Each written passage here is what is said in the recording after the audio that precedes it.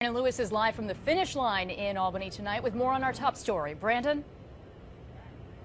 Yeah, Greg and Dory certainly is becoming the new reality, but people here are taking it in stride. We're actually standing next to a device being used by the Albany Police Department, giving them a bird's eye view of the race, and spectators here keeping an eye out for anything suspicious. Of course, no threat has actually been reported here. They're just, as a precaution, keeping an eye on things here.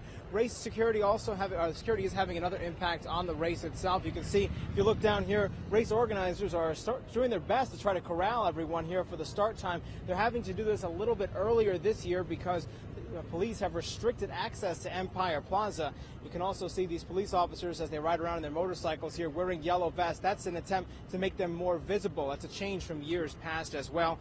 Earlier today, state workers and volunteers were busy preparing for today's race. Extra barricades are in place to keep people from getting too close. Workers also removed lids to trash cans and replaced black bags with clear ones to keep an eye on what's inside. For the first time, backpacks and coolers are prohibited. Officers are also checking IDs and screening smaller bags. Again, no specific threat against today's event, but police say it's better to be safe, and race organizers agree.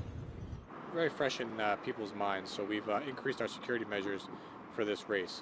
We're asking people not to bring any backpacks to the event, no coolers, and not to bring any pets. Our main priority is just making sure that this is a fun, safe, and enjoyable event for all those who are in attendance. And tonight's event steps off at 6:25, about 20-25 minutes from now. Race organizers, again, doing their best to try to corral everyone. There are several streets closed around here to make way for this race. We have lots of links posted on our website, cbs6albany.com. Reporting live in Albany, Brandon Lewis, CBS 6 News. Brandon, of course, this race attracts hundreds and hundreds of people each year. Do we know at all if any of these security changes have impacted attendance there for this year? No, not at all, actually. The number of organizations taking part in this Team Force Challenge is up about 24, 25 participants. Still expecting about 9,000. That's around what they saw last year. So it doesn't seem to be having any impact, at least on the number of groups participating and participants. Well, that's great to hear, and they certainly have a nice evening for it. Brandon Lewis live in Albany tonight. Thanks, Brandon.